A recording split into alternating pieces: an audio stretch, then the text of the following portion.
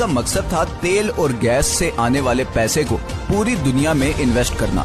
और इसीलिए आज दुनिया के हर बड़े मुल्क और हर बड़ी कंपनी में आपको कतरी इन्वेस्टमेंट नजर आएगी, चाहे वो लंदन के बड़े होटल्स, ऑफिसेज और अपार्टमेंट बिल्डिंग्स हों, अमेरिका के बड़े बड़े ऑफिसेज हों, या फिर मल्टीनेशनल्स जैसे कि Volkswagen, Barclays bank, Shell, Tiffany and co, या फिर रोसनेट, रशिया की सबसे बड़ी ऑयल कंपनी। इन तमाम कंट्रीज और कंपनीज में कतर की हैवी इन्वेस्टमेंट्स हैं, लेकिन ये भी कतर की टोटल इन्वेस्टमेंट्स का एक छोटा सा हिस्सा है। इसके अलावा Qatar billions of dollars roads, airports, research centres और फाइनेंशियल सेंटर्स वगैरह पे लगा चुका है। इवन के अभी फीफा वर्ल्ड कप, जो कि शायद दुनिया में स्पोर्ट्स का सबसे बड़ा इवेंट है, वो भी कतर में ही हो रहा है, क्योंकि ऐसे state of the art stadiums पूरे अरब में सिर्फ कतर के पास हैं। इन सारी इन्वेस्टमेंट्स का मकसद है ऑयल और गैस के ऑल्टरनेट इनकम सोर्सेज क्रिएट करना। अब ये तो थी कतर की इकोनॉमिक साइड। दूसरी तरफ इंटरनेशनल पॉलिटिकल इन्फ्लुएंस हासिल करने के लिए कतर ने दुनिया का सबसे बड़ा अरब मीडिया नेटवर्क शुरू किया, जिसे आज हम अल जजीरा के नाम से जानते हैं। असल में बहुत सालों तक कतर सऊदी अरब के कंट्रोल में था और नए अमीर खलीफा बिन हमाद ये अच्छी तरह जानता था कि अगर कतर ने दुनिया में एक मकाम बनाना है तो उसके लिए उसकी एक अलग से पहचान बहुत जरूरी है। पूरी दुनिया तक कतर की आवाज और उसका नैरेटिव पहुंचाने में अल जजीरा ने एक बहुत जबरदस्त रोल प्ले किया है। 2010 की अरब स्प्रिंग के दौरान भी अल जजीरा वो वाहिद चैनल था जिसने प्रोटेस्ट को ऑन एयर किया, और इसकी वजह से सऊदी अरब और दूसरी कंट्रीज से इसे जबरदस्त क्रिटिसिज्म का सामना भी करना पड़ा।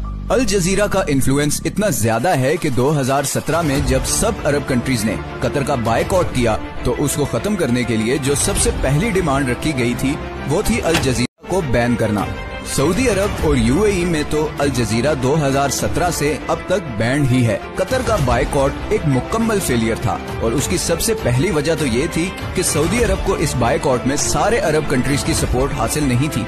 इवन कुवैत और ओमान भी इस बायकॉट का हिस्सा नहीं बने। दूसरा, कतर के ईरान और तुर्की से भी बहुत अच्छे ताल्लुकात हैं, जिसकी वजह से गो के सऊदी अरब और यूएई कतर से काफी नाराज हैं, मगर इंटरनेशनली सारे कंट्रीज कतर को एक न्यूट्रल स्टेट समझते हैं, और इसीलिए पूरी दुनिया में सिवाय 6 कंट्रीज के किसी ने भी इस बायकॉट को सपोर्ट नहीं किया। कतर को गैस की वजह से एक और फ्यूचर एडवांटेज भी मिला है।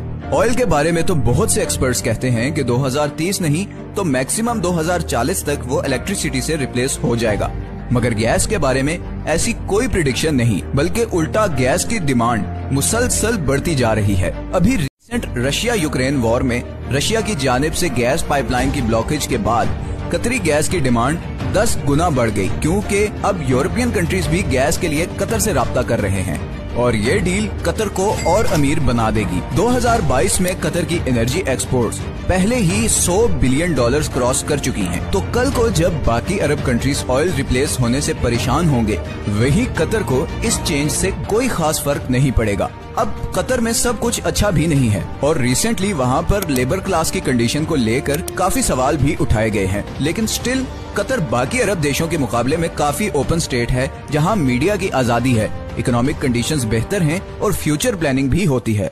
आखिर में हम आते हैं उस खित्ते की तरफ जो शायद नेचुरल रिसोर्सेज से मालामाल है, मगर पॉलिटिकल डिफरेंसेस, करप्शन और रिलीजियस एक्सट्रीमिज्म की वजह से इस वक्त गुर्बत, भूख और बदअमनी का शिकार है। कतर की आबादी का 60% साउथ एशियंस हैं। इंडियंस, पाकिस्तानी, बांग्लादेशी और नेपाली कतरी पॉपुलेशन का सबसे बड़ा ग्रुप है। अपने देश और प्यारों से हजारों मील दूर दिन रात मेहनत करते ये लोग हर वक्त ख्वाब देखते हैं कि कब इनके अपने कंट्रीज इतने खुशहाल होंगे कि इन्हें 7 समुंदर पार इस जला देने वाली गर्मी से निजात मिले। हर वक्त सोशल मीडिया पे लड़ने वाले ये लोग बाहर की कंट्रीज में बिल्कुल मिलजुल कर रहते हैं, दुख बांटते हैं और एक दूसरे की मदद करते हैं, लेकिन जैसे ही ये वापस अपनी कंट्रीज में आते हैं तो वही पुराने पॉलिटिकल एजेंडे से मुतासिर होकर एक दूसरे को बुरा कहने और समझने लगते हैं। ना जाने ये हालात कब बदलेंगे, कब इस सब कॉन्टिनेंट के लोग ये फैसला करेंगे कि ये पॉलिटिशियंस की डर्टी पॉलिटिक्स का हिस्सा नहीं बनेंगे, इस ब्रेन वॉशिंग से बाहर निकलेंगे, दूसरों को भी इंसान समझेंगे